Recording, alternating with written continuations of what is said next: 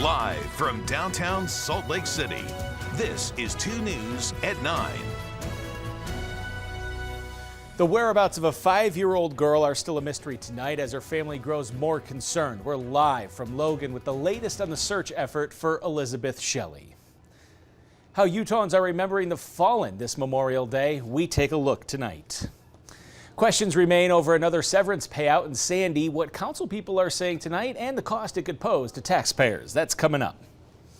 Thank you for joining us on 2 News at 9 here on KJAZ. The search for 5-year-old Elizabeth Shelley in Logan grows more dire tonight. A third day of searching comes to a frustrating end. Jeremy Harris is in the middle of the search zone for Lizzie. And Jeremy, are investigators making any headway tonight?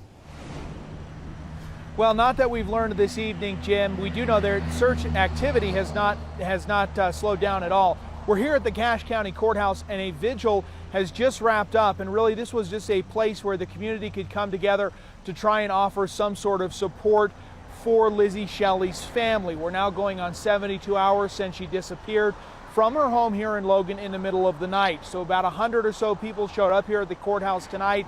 They shared messages of hope and support. They sang, they lit candles, all letting a family know that they have a warmth of community support around them during this obviously very difficult time. We can't help in the search, which is understandable.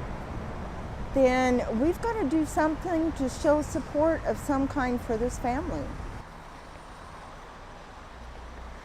So the search, however, today was at full speed. They were searching through fields, they were searching through the forested areas, rivers, golf courses, and backyards, anywhere they could think to look. They were trying to see for any clue of where Lizzie Shelley might be. Her uncle, meanwhile, Alex Whipple, remains in the Cache County Jail. He is held on some new charges related to a probation violation, and police tell us tonight he is their prime suspect in her disappearance. So we're working to gather all the latest information. We'll have an update on 2 News at 10 o'clock in about an hour. Jim, back to you. All right, thank you very much, Jeremy. We'll see you then. Logan police say they're overwhelmed with all of the support they've gotten from the community during the search for Lizzie. Businesses have dropped off supplies to help more than 200 local, state, and federal officers as they search for Lizzie. And they're extending their thanks to everyone. If you would like to donate, you can drop off supplies over at the Cache County Children's Justice Center.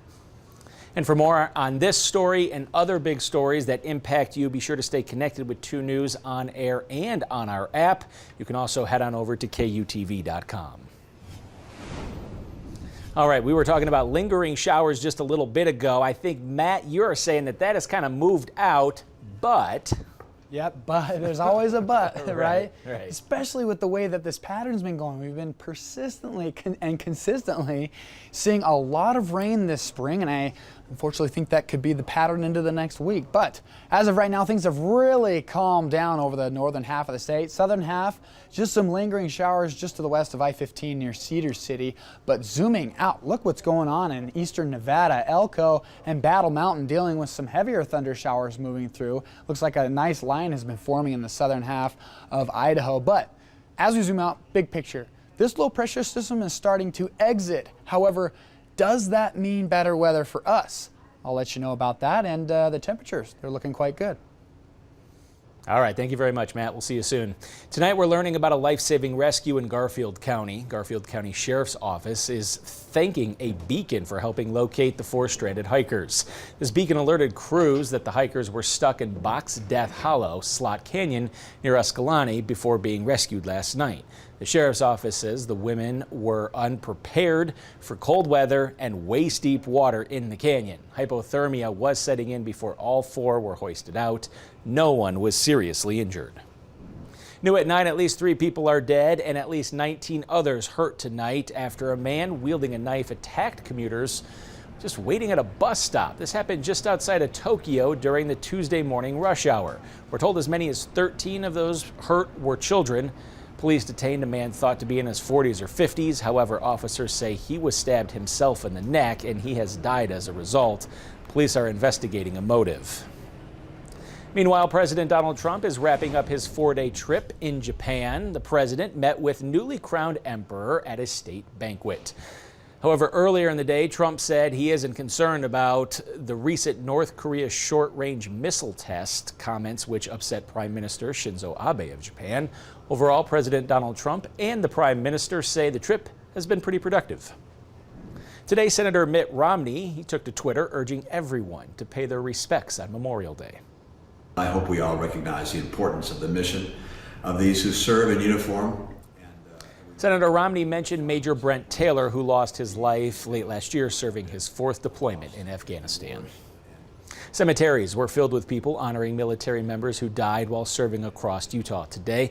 Many families are remembering loved ones, while others are still looking for answers about their loved one's military service. But everyone says it's a very personal day, reflecting on the sacrifices their loved ones made for the country. It's very personal to me. Yeah. Having served and, almost buying the farm myself and over there in certain situations, there are times when I wonder if the next 50 minutes was going to be my last. But I made it back, obviously, but some did not. Earlier today, Governor Gary Herbert reflected, tweeting out, saying in part, "We are surrounded by living witnesses that our security and freedom come at a great cost. I hope on this day we will lift those around us who may be grieving the loss of a loved one or who are missing someone who is currently away serving our country. Hashtag More honor than them." 40 million have served in the uniform of the United States, and nearly 1 million Americans have fallen in uniform since our nation's founding. Americans of every race and creed have fought and died for our freedom. That's Vice President Mike Pence delivering an address earlier today after laying a wreath at the tomb of the unknown soldier in Arlington National Cemetery. He spoke to that huge crowd there to honor our nation's fallen soldiers, as you just listened to, and he thanked active soldiers and veterans for their service to our country. One soldier showed remarkable persistence last week preparing for the Memorial Day over at Arlington National Cemetery. Soldiers were placing flags at the graves of the fallen soldiers when a storm passed through. Well, this serviceman approached the tomb of the unknown soldier unfazed by the elements. Tomb sentinels remain anonymous out of respect for those who fought and died and were never identified. There's a new effort in Congress to help families of Americans' fallen service members get the benefits they rightly deserve. The problem standing in their way, however, is what's called a widow's tax. This tax blocks some 65,000 military widows from receiving full benefits from both the Pentagon and the VA. Families say they want lawmakers to make this a top priority. There is a bipartisan effort right now to try to fix the problem. This is a case of tremendous unfairness. We have an obligation not only to the service members, but to their families. People have talked to us and they've expressed that anger, and they're right. They should be angry. Those are the two lawmakers at the head of that effort. So after many years, the current fight to fix the problem might finally be paying off. However, it could come at a cost. The Pentagon says eliminating the so-called tax would cost approximately $6 billion a year. We're now hearing from the lawyer of Judge Michael Kwan, who was put on a 6-month suspension for publicly condemning President Donald Trump. We had argued unsuccessfully that judges are humans too, that judges have opinions, that so long as that opinion doesn't detract from their ability to judge, to handle their cases appropriately, and doesn't detract from their credibility, that they should be allowed to do that. So here's what happened. Just days after the 2016 election, Judge Kwan wrote on Facebook, "Think I'll go to the shelter to adopt a cat before the president-elect grabs them all." And then on Inauguration Day, he went on to write, "Welcome to the beginning of the fascist takeover." The state Supreme Court said his posting showed a continued pattern of inappropriate political commentary. Shark warnings are in Hawaii right now after a deadly attack right off the coast of Maui that happened this weekend. 65-year-old California man was swimming about 60 yards right off the shoreline when a shark bit off his leg. He died on the beach just a little while later after first responders tried to revive him. Hawaii has the second most unprovoked shark attacks on record in the U.S., second to only Florida. Coming up on 2 News at 9, today marks the beginning of Utah's 100 deadliest days. What officials say you can do to stay safe out on the roads during the summer.